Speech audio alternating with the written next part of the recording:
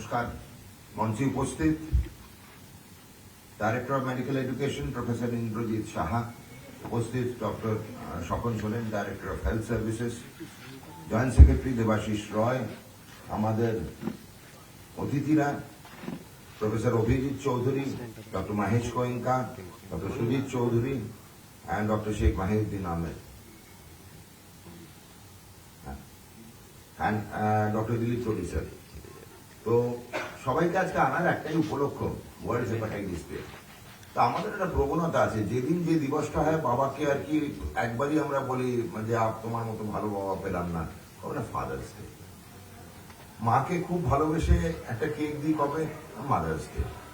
তা তারপরে কিন্তু আমরা যেন ভুলে না যাই, মা বাবাকে তো আর বলতে পারি না। আমাদের এই ডে গুলো কেন তৈরি হয়েছে ওয়ার্ল্ড হেলথ অর্গানাইজেশনের তরফ থেকে, তার কারণ এগুলো একটা সূচক খালি, তাহলে এই দিনটা পালন করি আর বাকি দিনগুলো যাতে ভুলে না যাই। ভুলে যাওয়ার প্রবণতা থেকে আমাদের দূরে থাকতে হবে। পশ্চিমবঙ্গ রাজ্য সরকারের মনে হয় প্রথম অভিনব প্রচেষ্টা হেপাটাইটিস নামক অসুখটিকে জনস্বাস্থ্যের রূপে আখ্যা এবং মান্যতা দেওয়া। আমাদের যারা চিকিৎসকরা আছেন তাদের সবাই আমার শ্রদ্ধেয় সিনিয়র। প্রফেসর অভিজিৎ চৌধুরীর সঙ্গে গতকালই আমার দেখা হয়েছে আরেকটি অনুষ্ঠানে। এই সিনিয়ররা কিন্তু পশ্চিমবঙ্গ তথা কলকাতার নামচিন চিকিৎসক। তাদেরকে সরকারি স্বাস্থ্য ব্যবস্থা কোনোদিন মান্যতা দেননি। আমরা যেটা তৈরি করতে চলেছি, পশ্চিমবঙ্গ রাজ্য সরকারের স্বাস্থ্য দপ্তরের তরফ থেকে সরকার এবং বেসরকারি একই সঙ্গে মেলবন্ধন তৈরি করা। এমনটা কখনোই নয় যে আমাদের সরকারি ডাক্তারবাবু যারা আছেন তারাই খালি স্ট্যান্ডার্ড অপারেটিং প্রসিডিওর তৈরি করবেন, তার সঙ্গে যারা বেসরকারি প্রতিষ্ঠানে আছে তাদেরকেও এগিয়ে আসতে হবে। তা আজকে এদেরকে নিয়ে আসা এবং মঞ্চে বসানো, ধান্দা ছাড়া কিন্তু আমরা কিছু করি না।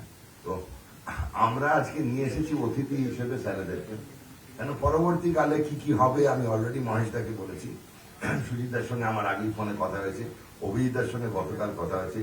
দিলীপ চৌধুরী স্যারকে আমরা অতটা পাই না, তো সেই জন্য তাকে কিন্তু আমরা ভুলিনি, আমরা মনে করে নিয়ে এসেছি। ডক্টর মাহিউদ্দিন আহমেদ ওনাকেও কিন্তু আমরা নিয়ে এসেছি। তো আমাদের বেসরকার এবং সরকার দুটোকে একসঙ্গে চলতে হবে। প্রফেসর ইন্দ্রজিৎ সাহা যেটা বললেন, আমরা কিন্তু কেউই জানি না আমাদের স্টেটাস কি। জনগণ সব থেকে বেশি আতঙ্কিত হয় এইচআইভি নিয়ে। এইচআইভির যে চিকিৎসা প্রণালী, তাতে ভয়াবহতা অনেকটাই কম। তার থেকে বেশি ভয়াবহ কিন্তু হেপাটাইটিস বি এন্ড সি।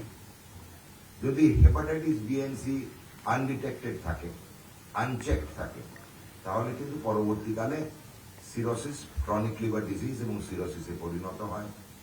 আমি যে চিকিৎসক ছিলাম, আমার সঙ্গে ডক্টর সুজিত চৌধুরীর দৈনন্দিন ভালোবাসাটা ছিল। যখনই সুজিত আমায় ফোন করতেন আমি জানি উল্টো দিকে কি কেস আছে। It is hepatocellular cancer, HCC।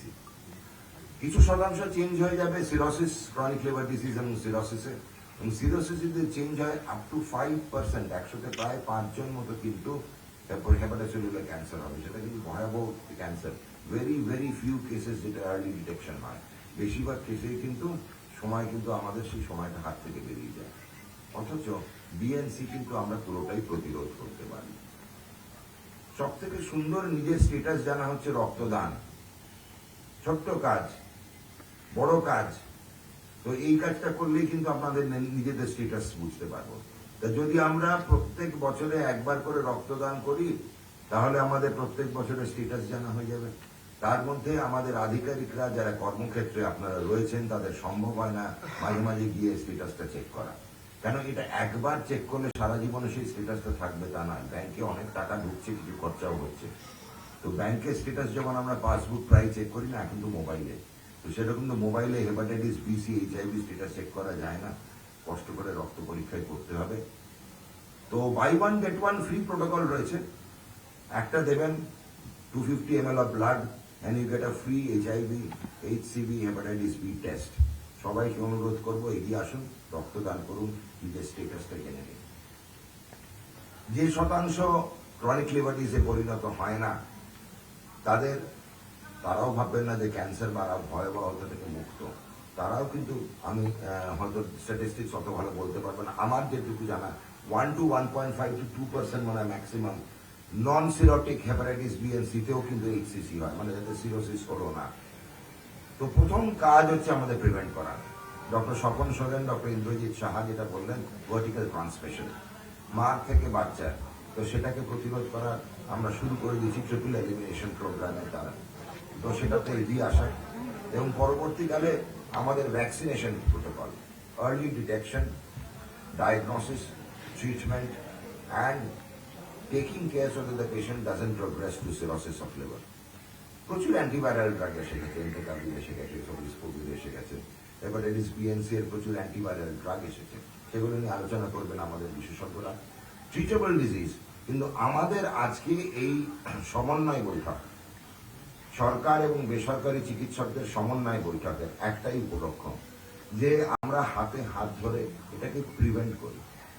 আমাদের সামনে যে চিকিৎসকরা আছে তারা রোজ দৈনন্দিন সামনে টেবিলের ওপারে একজন চিকিৎসক বসে থাকে, কিন্তু যারা পাবলিক হেলথ নিয়ে কাজ করে আপনারা আমরা, তাদের সামনে কিন্তু আমাদের পুরো পশ্চিমবঙ্গটাই হচ্ছে আমাদের রুগী।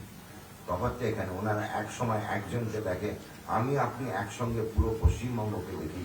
কেন্দ্রীয় সরকার একসঙ্গে পুরো মঞ্চে উপস্থিত হয়েছেন আমাদের স্বাস্থ্য ও পরিবার কল্যাণ দপ্তরের রাষ্ট্রমন্ত্রী শ্রীমতী সুমনা সরকার, ওনাকে স্বাগত জানাই। সুমনাদি, আপনি আসন গ্রহণ করুন। তো জনস্বাস্থ্য নিয়ে যারা কাজ করেন তাদের সামনে রয়েছে পুরো পশ্চিমবঙ্গ, পুরো ভারতবর্ষ। তো আমরা একসঙ্গে একাধারে এতগুলো মানুষের চিকিৎসার জন্য এগিয়ে আসি। কিভাবে করা যায় এই প্রণালী তৈরি করতে হবে, ইংরেজিতে পরিভাষায় বলে স্ট্যান্ডার্ড অপারেটিং প্রসিডিওর। আমাদের এক্সিস্টিং এসওপিস আছে, কিন্তু এসওপি গুলো যেগুলো তৈরি হয়েছিল বহু যুগ আগে, বহু মাস আগে বা বহু বছর আগে, সেগুলোকে ঝাড়পোছ করার সময় এসে গেছে, নতুনভাবে ঢেলে সাজানোর সময় এসে গেছে। আর এসওপি ওই একই আপনার হেপাটাইটিস বি, সি, এইচআইভি স্টেটাসের মতোই, একবার করে দিলে যে আজীবন সেই এসওপি চলবে তা নয়। প্রত্যেকটা বইয়ের প্রত্যেক বছরে প্রায় এডিশন বেরোয় মেডিকেল টেক্সট বুকসের, সেরকমই আমাদের এসওপি কিন্তু কন্টিনিউয়াস প্রসেস হতে হবে। It should be a continuous process where the committee which is being formed to formulate the SOP will continue to edit and re-edit as per requirement, as per development of the science. তো সেই কমিটির প্রথম যারা থাকবেন প্রথম সারিতে তারা আজকে আপনাদের সঙ্গে রয়েছেন। আমাদের সরকারি ডাক্তারবাবুরা by virtue of their post যে যেখানে আছে, of the tertiary care hospitals যেখানে গ্যাস্ট্রোএন্টারোলজি এবং হেপাটোলজি যারা আধিকারিক এবং প্রধান আছে, তারা তাদের চেয়ারের জন্য আমাদের এই কমিটির মধ্যে থাকবেন। যেহেতু তারা ট্রান্সফারেবল জব আছেন, তাদেরকে আমি নামকরণ করছি না, যে যেখানে থাকবে আমরা সেইভাবেই ফিক্স করে দেবো। কথার কথা, যেমন professor and HOD of hepatology SSKM hospital, professor and head of GI gastroenterology of medical college Nil Ratan, এইভাবে আমরা গঠনটা তৈরি করব। এই প্রক্রিয়াতে কিন্তু আজ তৈরি হবে পরশু বন্ধ হয়ে যাবে তা নয়।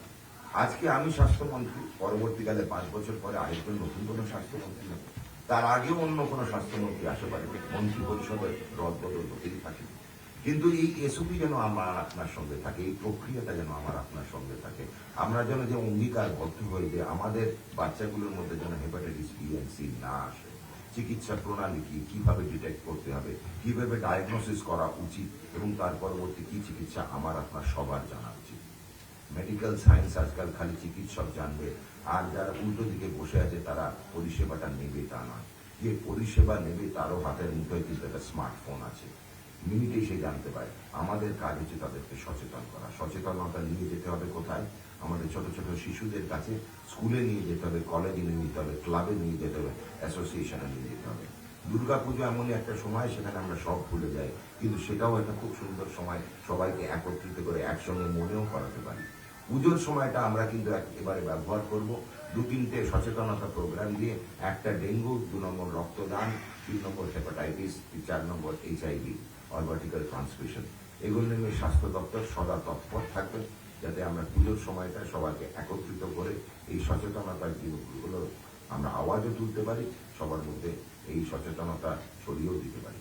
অনেক অনেক ধন্যবাদ। আজকে স্বাস্থ্য দপ্তর থেকে আমি আরো একবার আমাদের অতিথিদের, যেসব চিকিৎসকরা এসেছেন তাদের স্বাগত জানাচ্ছি। যেসব সামনে স্বাস্থ্য আধিকারিকরা আছে তারা আমার নমস্কার নেবেন। বড়দের কাছে আমার নমস্কার ও প্রণাম থাকবে। অনুজদের কাছে আমার শুভেচ্ছা ও ভালোবাসা, মাতৃশক্তিকে আমার প্রণাম। সবাই সুস্থ থাকবেন, ভালো থাকবেন, মনে করেন।